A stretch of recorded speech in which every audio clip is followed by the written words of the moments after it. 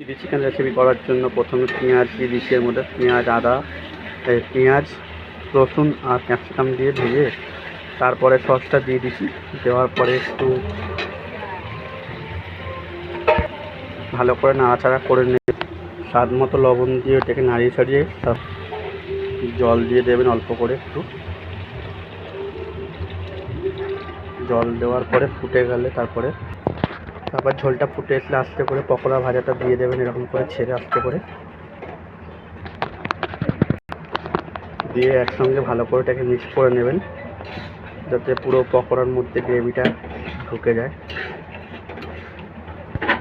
তারপর একটু গোলমরিচের গুঁড়ো ওপর দিয়ে ছড়িয়ে দেবেন এরকম করে, স্বাদ অনুযায়ী আপনাদের যেটুখানি দেওয়ার।